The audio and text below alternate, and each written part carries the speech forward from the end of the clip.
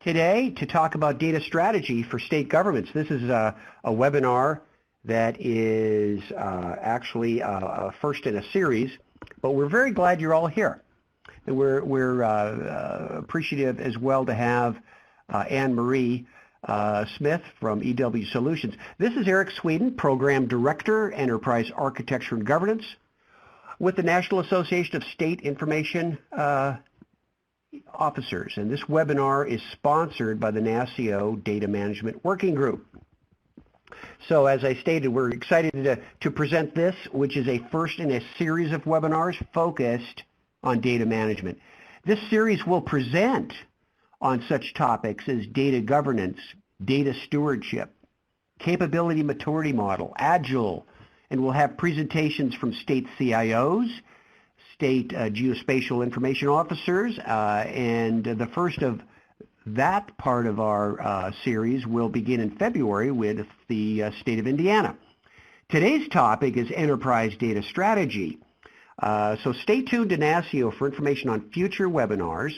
And then as shown there in the lower right hand of your screen, please use the chat box for all questions and post to everyone so everyone can see what's been asked, and we'll respond to as many questions as we can at the end. What questions are not addressed in the webinar, Anne-Marie has graciously offered to respond to any and all questions offline, and what we'll do is collect all the questions, compile all the responses, and send out to everyone. Now, there may be questions that are a little longer that you don't want to put into a chat box. Go ahead and email those to Dr. Smith. Her contact information will be presented at the end of this deck. But we are, again, very pleased to have Anne-Marie here from EW Solutions. There's a little bit on EW Solutions, and we are distributing all of these slides to everyone who's registered. So you're going to have all of this information. But here's some background on Dr. Anne-Marie Smith. She is Vice President of Education and is also Chief Methodologist with EW Solutions. EW Solutions is a leading consultant in data and information management. Anne-Marie is a frequent contributor to various information technology publications. She has contributed to us in past. She was a major contributing author to the DAMA, Data Management Body of Knowledge, the DIMBOK. Anne-Marie has over 20 years of experience in information management initiatives and is considered an expert in enterprise data management assessment, enterprise data management program development, metadata management, and numerous successful consulting engagements to her credit. Now, let me look at the agenda with you all. Here's where we're headed today. Enterprise data management strategy, the goals, return on investment, crucial components, and then we will have our concluding remarks. So with that, Anne-Marie, I'm going to turn it over to you. Thank you so much for joining us today. Eric, thank you very much for your kind introduction. Yes, today we are presenting an overview of the concept of an enterprise data strategy and how this proven practice can benefit state governments in managing their data and information more effectively. We discovered, both with EW Solutions clients in state and federal governments, and with the work that we've done in the private sector, that there are many challenges in data and information management. We've seen the preponderance of these challenges grow, and I'd like to share with you some of those challenges now so that you can see how data and information management have become so important to all facets of our professional existence. State governments are facing many challenges in data management. The volume of data is increasing. We see that in our personal lives as well as our professional lives. And many organizations, including governmental organizations, have approached these problems with a reactive view, only fixing specific problems, not addressing root causes. This causes a lack of consistent processes and cross-application data quality challenges. We have clients where for years the client has been fixing only a specific problem, and they're drowning from these reactive issues. So they fragment with their data ownership and accountability. Many organizations have never been able to identify who actually has the responsibility for managing data and information, and who should be accountable for the governance, management, and quality of the data. This lack of data management focus across the organization, across a state government set of agencies, departments, and within the agency, department, and government, has led to a series of really growing challenges. So, what's the solution? How do we react? How do we improve the management of data and information and show the value of data and information as truly strategic assets to our citizens and to the other constituents, agencies, departments, for data management? The solution is a proven practice called an enterprise data strategy. That data strategy starts with a vision.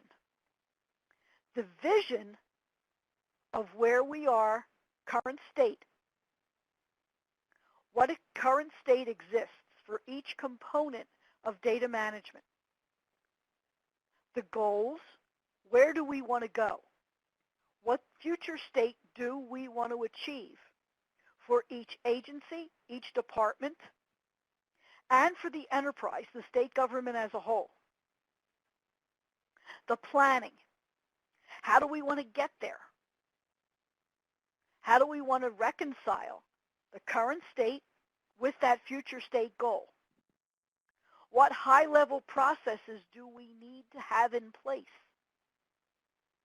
And why?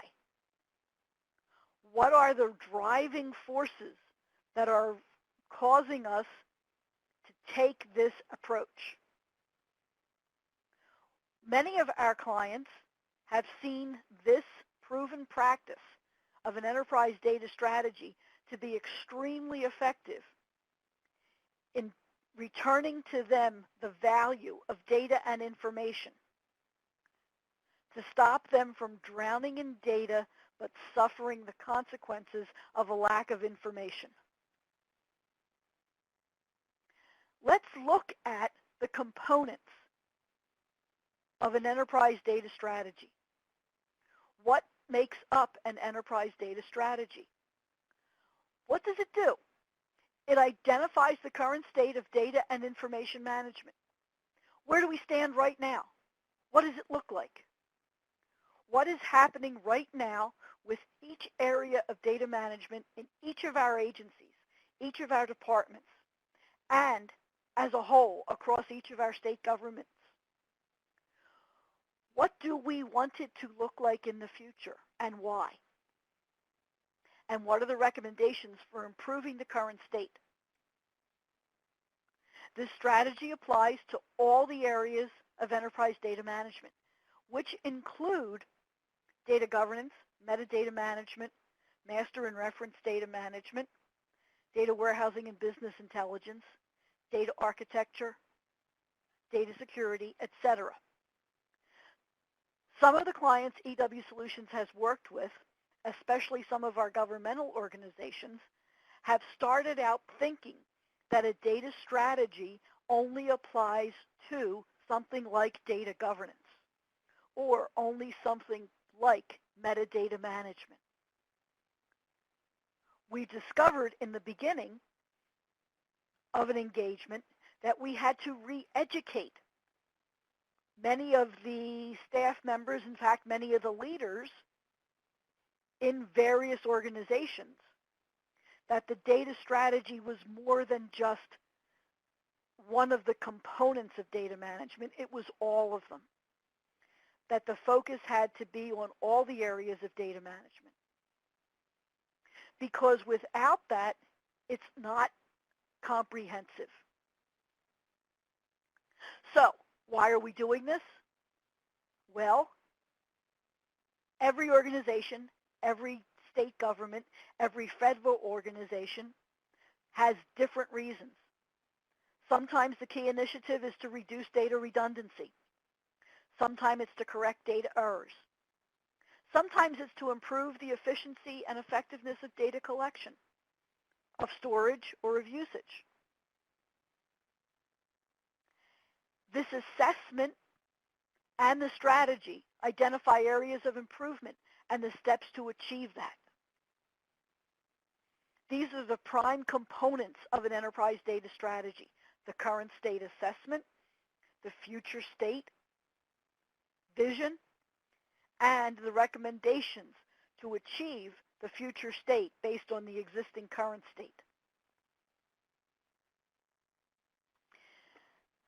Every organization has goals it wants to achieve, and every organization will have its unique set of goals. However, we've discovered at EW Solutions that a lot of the goals fall into some common themes. The next two slides will show these common goals we've discovered from many of our governmental clients and the themes that they coalesce around. Here's the most common theme we've discovered. So many organizations want to understand the information needs of their enterprise and all their stakeholders, especially at a governmental level. Many of our clients, especially government clients, do not understand what their data and information needs are across the enterprise. And they wish to understand how to ensure the integrity of the information that they need to both do operations and to make better decisions, because they haven't been able to identify their current state of data across departments and even perhaps within departments for both operations and decision making. Another big challenge that's translated into a goal is to identify and prevent inappropriate uses of data information and to improve data and information security.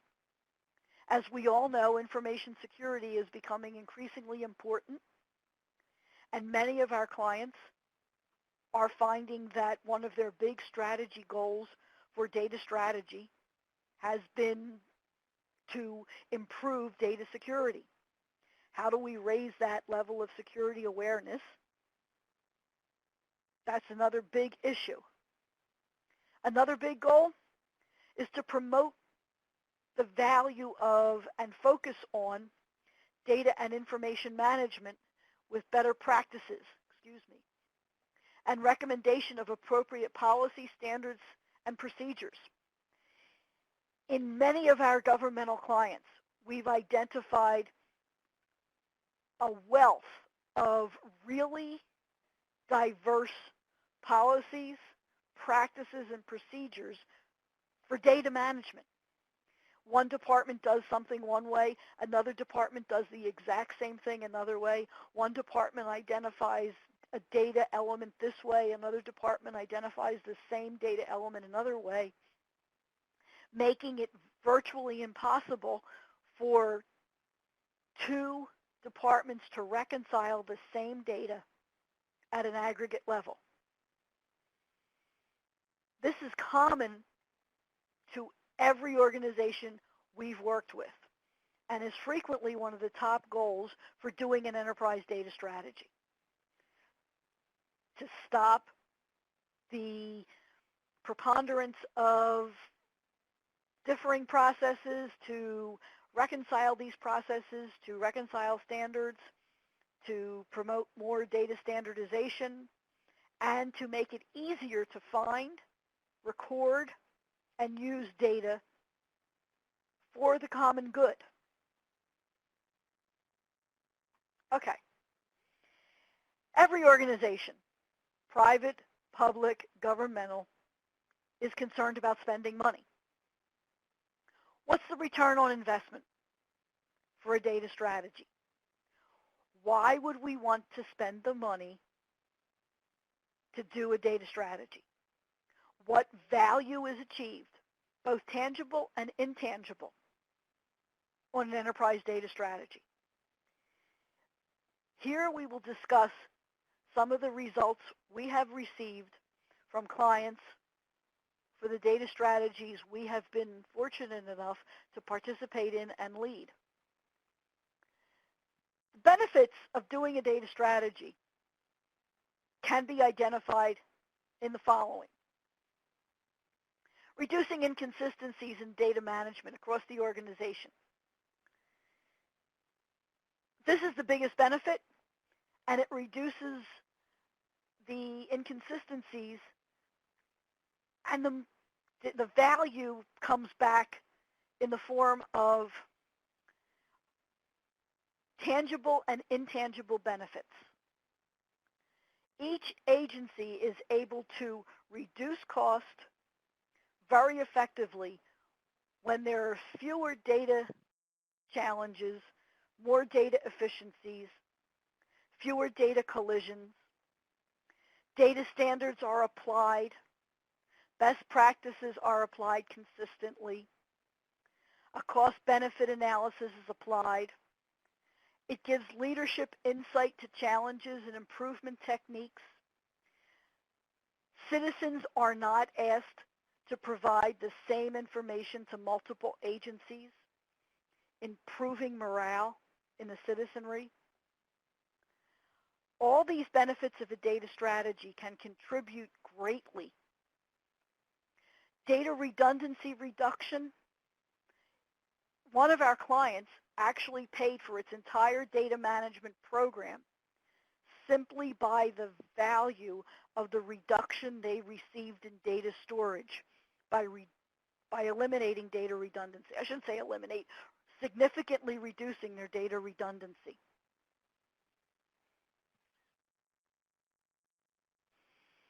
This slide highlights a lot of the values that we've achieved on a lot of our client projects, especially in the governmental areas. Managing cost and complexities is probably the single biggest driver for EW Solutions government clients for data strategies. Being able to reduce research time to find the right information to answer queries and solve problems. Lowering the cost of data management and integration through enterprise data source mapping and definition reconciliation, making sure that all agencies define a single piece of data the same way, makes it so much easier for operational efficiency and decision making. And improving agility with flexible and robust data management and comprehensive data modeling to make system realignment faster, more effective.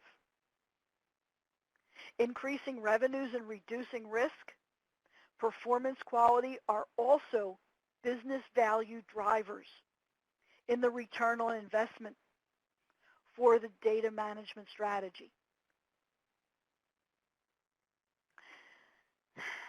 Most organizations and governmental entities didn't plan their IT departments. They also didn't plan their data management efforts. They just grew over time.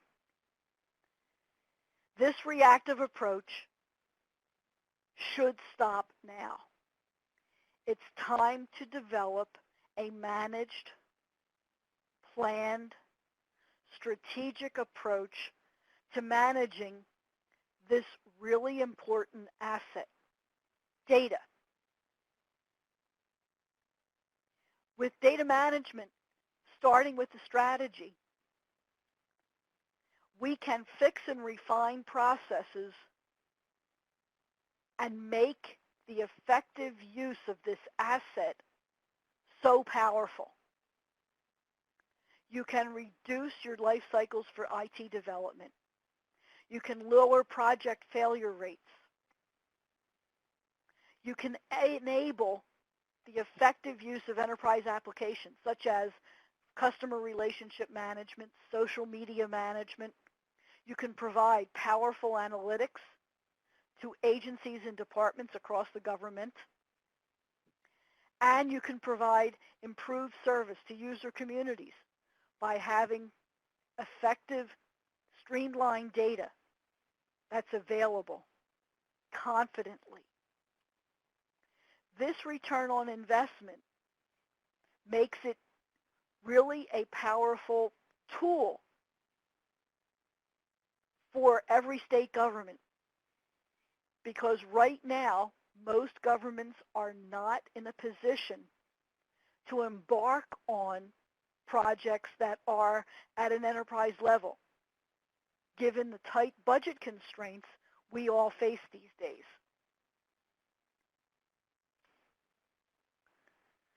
I said in the beginning that this is a practical approach.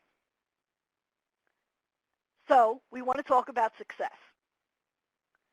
Here are some crucial components of a successful data strategy.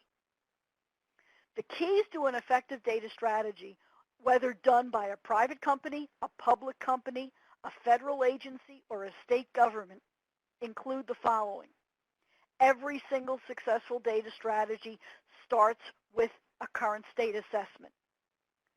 You can't know where you want to go if you don't know where you are right now. You need the current state assessment at an enterprise level of the entire enterprise data management domain. Data governance, metadata management, data quality, data architecture, data warehousing, data security, reference and master data management, etc.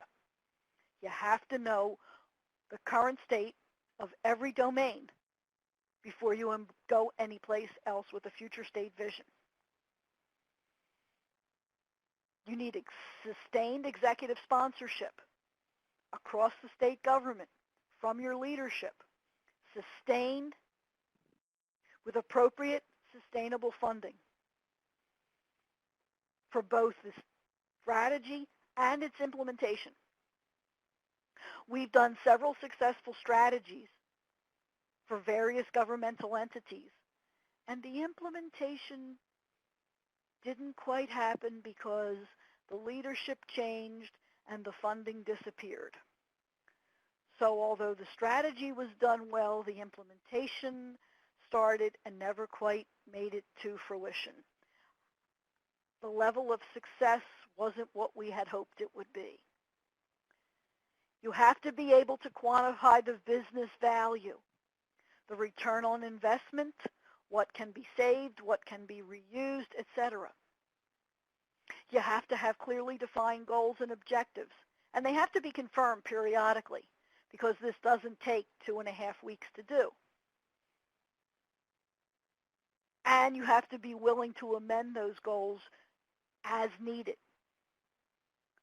You have to make sure that you're ready to focus on the cultural change management, because up until this time, the organization most likely hasn't focused much on data management.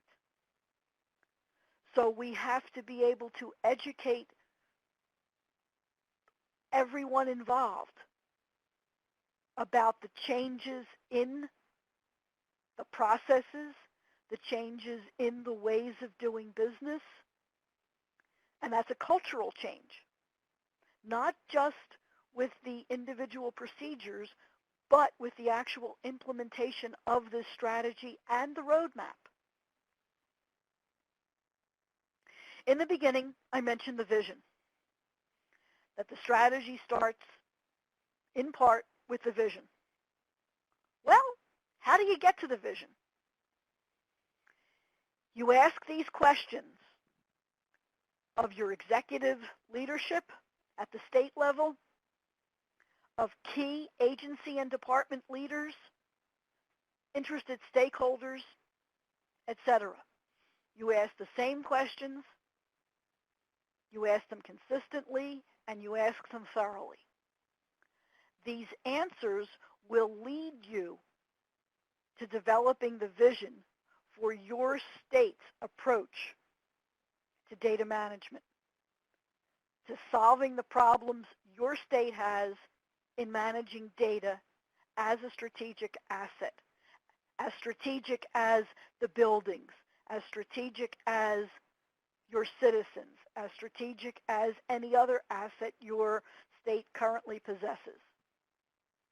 This vision is essential, truly, truly essential.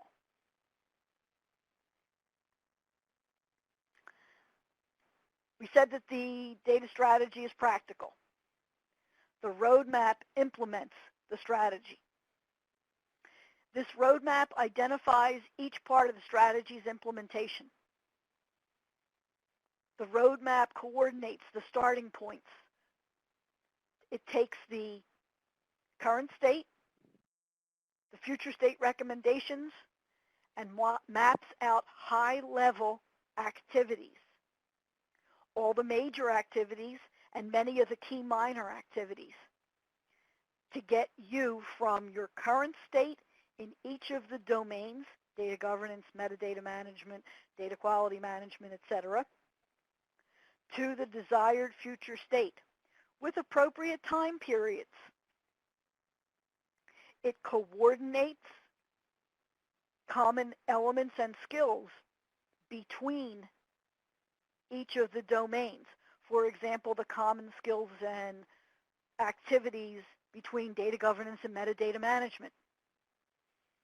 And since the roadmap is a living document, it's adjusted periodically to reflect changes in things like funding, staffing changes, priority changes, etc. The roadmap is practical. The roadmap is the implementation of the strategy's future state recommendations. Without it, the data strategy is just a current state assessment and a future state dream. This is one part of a sanitized version of an actual EW Solutions governmental client's roadmap. I say sanitized because the timelines have been removed. We have some of the domains represented on the left: data governance, metadata management, data architecture, data warehousing, and business intelligence. And we have major activities and key points identified. This is one page of a sample roadmap without timelines. But as you will see, there are major activities for each one of the domains and the leveraging between the domains for the common activities. As Lord Kelvin said, you can't manage what you have not measured. EW Solutions recommends two types of measurements to demonstrate the success of a data strategy: business value measures and acceptability and compliance measures. Business values measures attribute business value to the implementation of the program, such as standardizing data and improving the data management processes and the discipline of the practice across the government, within the department, within an agency. Acceptability and compliance measures are ways to evaluate and measure the level of adoption of things such as enterprise data standards, industry best practices, how the program itself was implemented, and the performance of the staff as a whole, the education, etc. These measurements also contribute to items on the return on investment calculations as well, sometimes tangibly, sometimes intangibly. But these measurements should be included in any evaluation of the data strategy that is performed.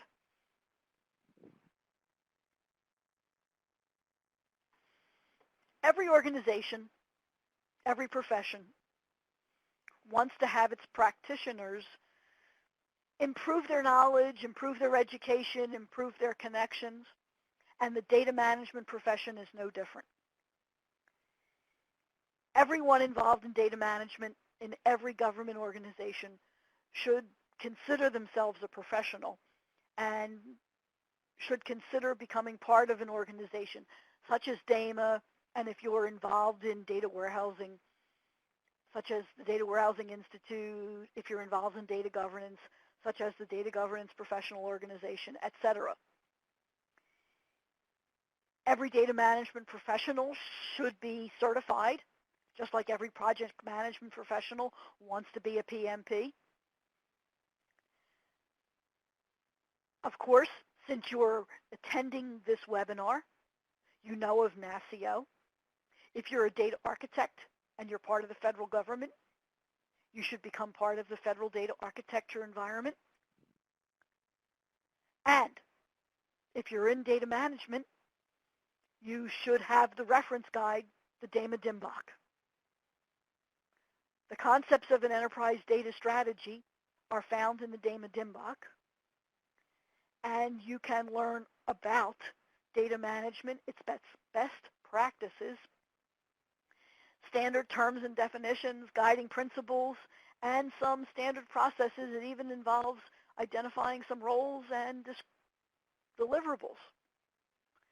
It's a great way to learn more about the profession and some of its best practices. In conclusion, an enterprise data strategy is truly an essential effort. It can help any organization, especially one as diverse as a state government, to understand the current state of its data and information management landscape, to identify where it wants to be in the future, and how it's going to get from the current state to the future state, and why it wants to get there. It takes an enterprise perspective rather than adopting the more narrow focus of just concentrating on one department or one agency, so that it can realize the benefits of the commonalities in data and information across all the departments and agencies. And doing an enterprise data strategy really does have tangible and intangible benefits. Many can be identified by examining the goals, some common, some unique, that can be drawn from a collection of themes that are common for every organization that does a data strategy. Thank you for your time and attention, and now we are open for questions. Exactly, and I'm going to move on to the next slide here so you have Anne-Marie's contact information. And I want to start with a couple of questions here. You can see the dialogue that's going on in our chat. Let's get to that in just a second, but one of the things that I want to ask you, Anne-Marie, it would seem to me in order to show value, you have to have some kind of an understanding of what is it costing the enterprise at some baseline to continue in their current state. In other words, when we don't have a formal data and effective data management program with the strategy that you spoke about and with a vision toward the future, but the current state where we do have this incredible redundancy, inconsistency, data collisions, data quality issues, getting different answers to the same question depending upon where you go. At that point in time, when you come into an enterprise, state government or otherwise, do you first try to get a handle on what is managing your data costing you today? Yes. That's one of the first things we do. And that's got to be extremely difficult to do. How do you go about developing that baseline number? That's a difficult question to answer, Eric, because it is dependent a lot on the client situation. We use a variety of methods. Some of them are investigative. Some of them are, and by investigative, I mean we look at existing documents that are available to us once we've gotten to the client. Some of them are through, the client permits us to see. Some of them are of public record, especially if it's a government agency where we have access to those public records. Some of them are based on our knowledge of the industry. Okay, if it's a company of this size or an agency of this size, they're probably spending approximately this much per year on data storage as an estimate. They're probably spending this much a year on application development. They're probably spending this much a year on maintenance, etc. And then we have them challenge our estimated figures. Okay, and I want to make everyone aware as well as we are. This is our overview webinar. I want everyone to understand our journey. Some of the topics we're going to be covering in future. This is our overview, but next webinar with Anne-Marie that's coming up is titled Developing an Enterprise Data Strategy, 8 Crucial Steps. After that, Enterprise Data Governance, a foundation. After that, how to develop an enterprise data governance program. After that, governance policies and strategies, etc. Now, I would point out that there are also other things we've looked at in the ROI. One of our clients, the Mayo Clinic, our enterprise data trust saved lives. One of the returns on investment they got was the ability to identify 3 major forms of cancer treatment outcomes for patients based on research that they were able to aggregate from the enterprise data warehouse that we designed and implemented with them. And they had X number of patients.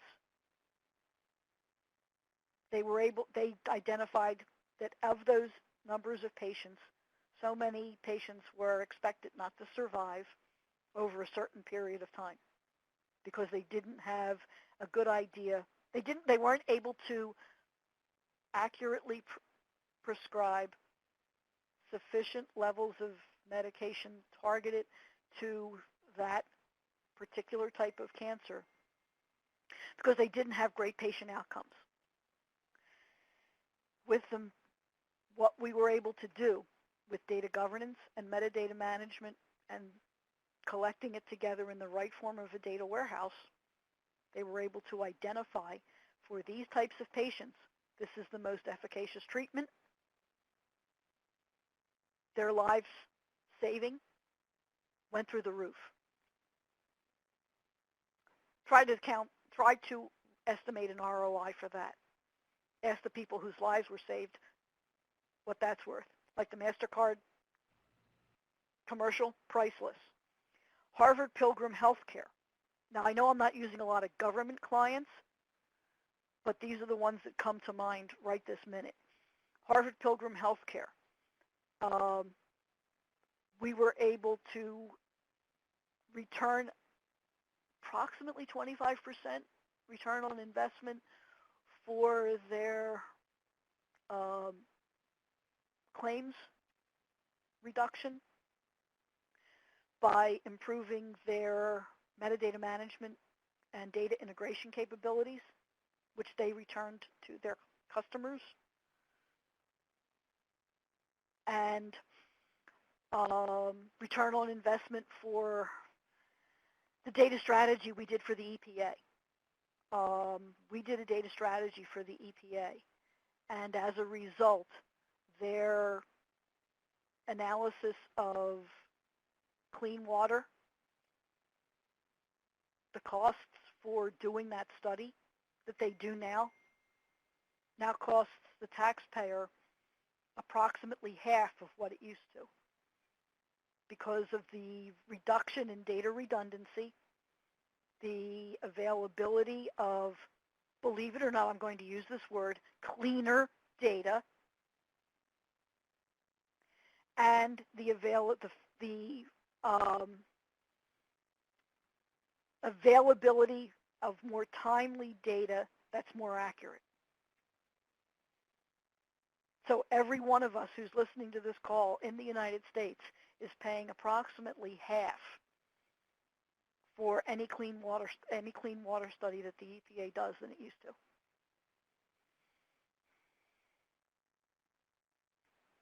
The other thing that I believe is you may have encountered is the driver for a formal data management program, in fact, is the analytics that require the data. Would you agree with that statement?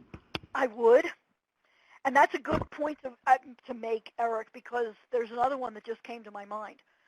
The Department of Defense. We did quite a bit of work with them on analytics for their systems consolidations. They were in a process of consolidating systems. And what they were going to do was just throw things out. But we persuaded them that no, what they really wanted to do was analyze what they had and reuse what was reusable.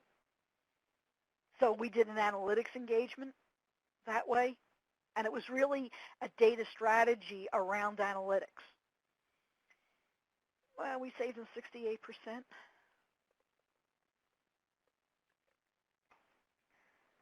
Pretty significant. Now, I guess a question would be, in order to arrive at that kind of an answer, you did that baseline. How long did it take you to actually generate a baseline number to compare against with DoD? I'd have to look at the timeline of how long that took. I know okay, the price. all right. I know that the savings were 68% because I just wrote the case study for it. But I'd actually have to leave this webinar. That would be an interesting I will get you an answer for that question. Number to know. Yeah. Now let's look at these questions here. If you write that as a question, I will get you the answer. Good. Okay. I will write that question and get it to you. Okay. We'll include that. Rude of me to say, can you hold on for a few minutes while I go get the number? Because I'd have I'm to looking at actually these. calculate okay, from how long we started the project this date and we ended it that date, I'd have to do a calculation. That would be rude. But I'll get you the answer. Great. Hey, I'm looking at these questions in the chat from Patrick Keating. Can you identify a state? I use Lean Six Sigma tools. Yeah, we've done them. Yes, they use the hard number. Yes. What's the hard number baseline we are measuring against? The answer is it depends. And sometimes it's not always hard numbers. Sometimes a lot of the data strategy is a combination. Data strategy ROI is a combination of tangible benefits such as data redundancy. The one client where they save the cost of, well, it's not just one client, but it's one client where I know we paid for the entire data management program by simply saving the amount of the data storage because of data redundancy. They were able to reduce the cost of their data storage by so much they pay for the entire data management program for 3 years. But that doesn't always happen. It's a combination of reducing data redundancy, improving data definitions, which makes the timeliness to answer queries and analyze things faster. You may spend money on software, but that software makes your analysis much faster. So your analysts are spending less time chasing down data and spending more time being analysts. That one client estimated that they spent 30% of their time chasing down data. After about 6 months into the implementation of the roadmap, their analysts were spending about 5% of the time chasing down data. So that's 25% more time they're being analysts. After a year, they're not chasing down data at all. So they're actually being data scientists. That's what they were hired to do.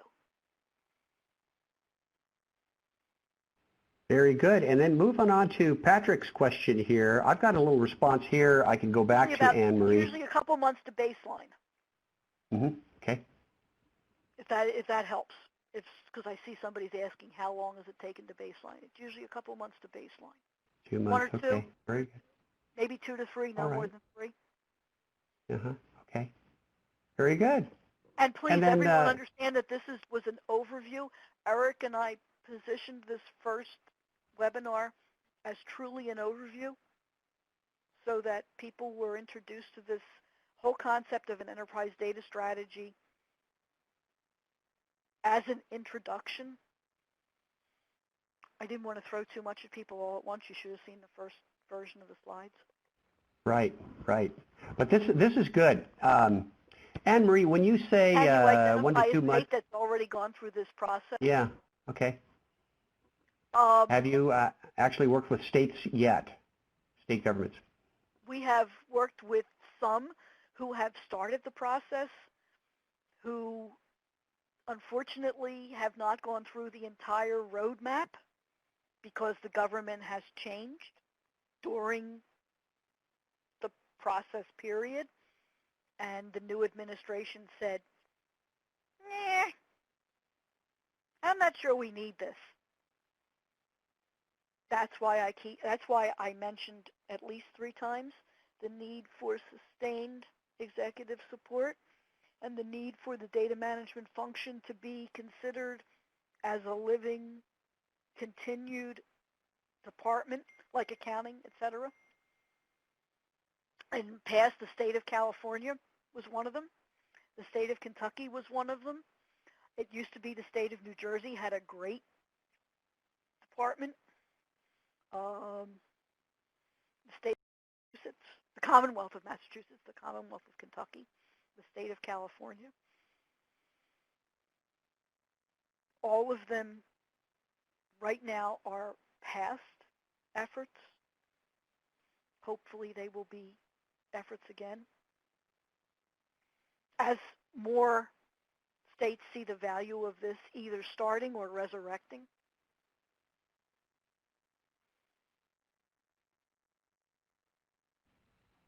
And then, Anne-Marie, I've got some stats from our 2015 survey. Would you like to see how those read? Yes.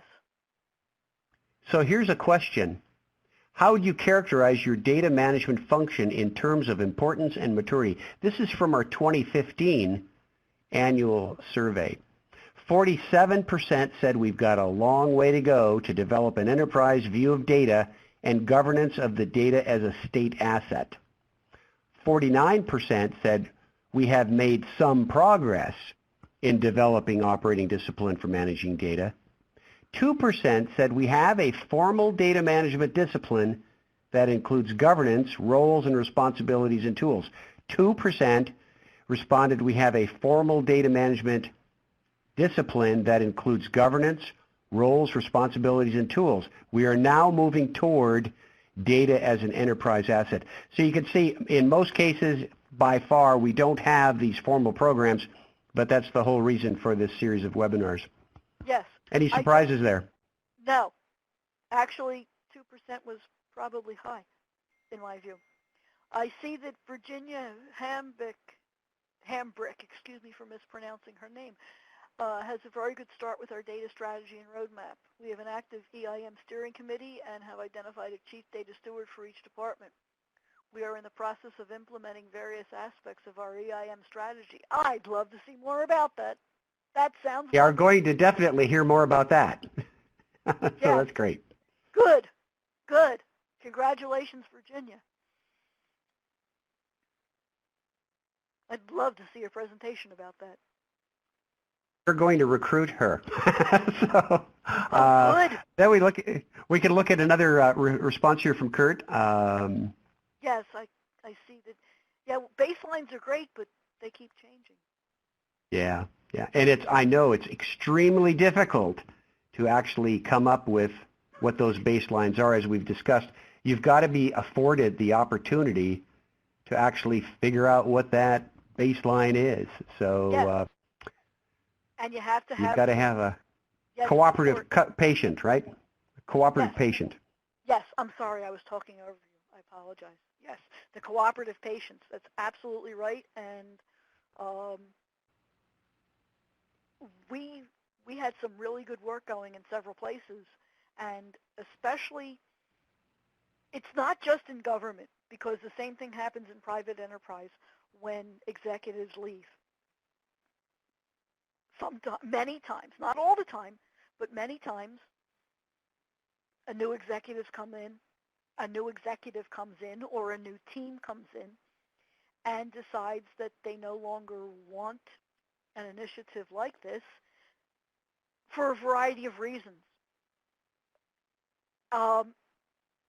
It happens not just in data management. It even happens in quote, established areas like accounting, finance, marketing, etc. I used to think it only happened in things like data management because I've spent my entire career in this field. And not too long ago, I was talking with my brother-in-law, who happens to have degrees in finance. He looked at me and he said, no, it happens in finance too. It happens in accounting too. I've seen it.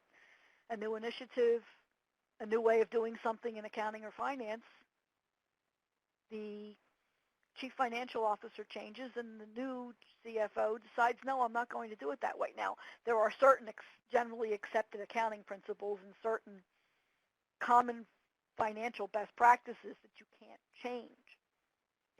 But yes, it does happen in other disciplines. But maybe someday we, in data management, will get to the point where our best practices will be instantiated as solidly as these are in accounting and in finance. Anne-Marie, I think one of the issues we've got to address is when we make these transitions from one administration to another, as part of that transitioning process, we've got to afford our data management teams, our chief data officers of the previous administration, someone in that role, privacy officers even, data scientists, to make the case for sustaining, continuing, maintaining a program to continue the progress that's been made. And as you've stated, in some of the states in your list, unfortunately, that case was not received. Maybe they didn't even have the opportunity to present to the incoming administration. But somehow we've got to bridge that gap. That's quite true. Eric, you're absolutely right.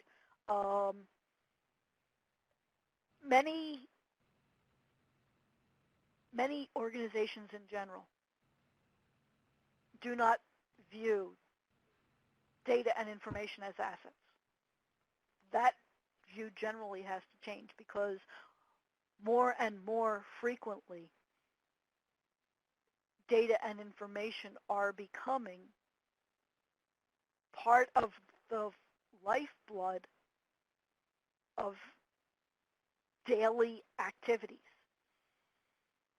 And without accurate data, without actionable information, we will not be able to survive.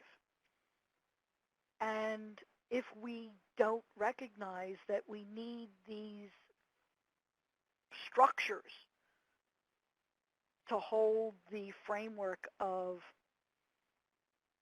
good data, accurate data, trusted data, reliable information in place, we'll spend all our time chasing around, is this accurate? Can I believe it? Can I act on it? Can I make a decision for it? In some cases, can I base my life on it? That's not healthy. Let me make a short reference here, and that's why we're trying to move ahead with resources like this series of webinars. NASCIO does have quite a number of reports out already on analytics, on data governance, and we know our corporate partners as well as state governments use those references as they walk in to make that case. But one of the biggest challenges we have, I think, is presented here quite well by one of the first questions we've got here, and that is coming from Daniel. The issue is this: to try to get disparate departments, agencies, to come together and see the value of enterprise thinking, enterprise-wide initiatives, and the sharing of data. What have you in the way of advice there to overcome some of these organizational and cultural barriers to make that compelling case for coming together and trusting and sharing and so we can get move in the direction we're talking about here? That's a psychology answer. Every governmental agency, every state government, every private and public organization is both the same and it is unique. You start with heart, you start with purpose, you start with mutual connection. I've noticed that in the past, the way that doesn't work is to come in as the data police. That doesn't work. At EW Solutions, we usually look for starting the cultural change connection with common ground, with working to find things that the organization has done well, and establishing, I'm going to use Kurt's word of a baseline, the baseline of things that have been done, if not really well, at least well enough to start a positive vibration, as it were, good vibes,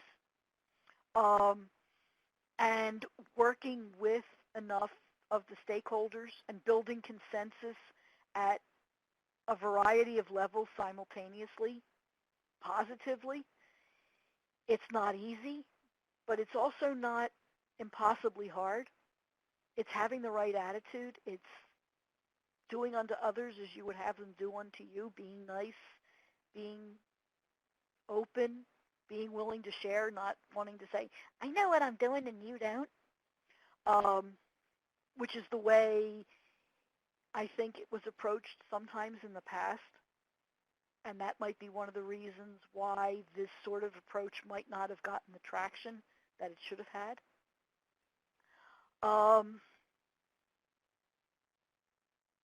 And also, I think an area where it might not have worked, a reason it might not have worked well was that people were afraid their jobs were going to go away. That's something... Counter that one quite often, yeah, right? Yes. And that's something we've always tried to not just avoid, I shouldn't say avoid, that's something we've always tried to make sure we addressed openly, that that's not going to happen. In fact, you'll probably be even busier, but it'll be on good stuff because we're going to help you do your jobs better with more at your fingertips, in a better environment, meaning that it won't be trying to do the same thing 17 different ways and hoping that one of those ways is right. Yeah. Well, folks, we have come to the top of the hour here, and we're going to have to bring this one to a close. But Anne-Marie, thank you so very much for being with us today. We look forward to seeing you again, possibly March or April time frame in this series with you. But our next webinar in February will be with State of Indiana, Managing Change, Indiana County State Data Sharing Initiative, and we'll be hearing from CIO Duane Neely and Geospatial Information Officer Jim Sparks. So, Anne-Marie, thank you for being here and talking to us, and we look forward to future conversations. Thank you so much, Eric, and thank you all for your attendance today. I look forward to seeing you again. Very good, and thanks everyone for joining. Have a good afternoon. Bye for now. Bye.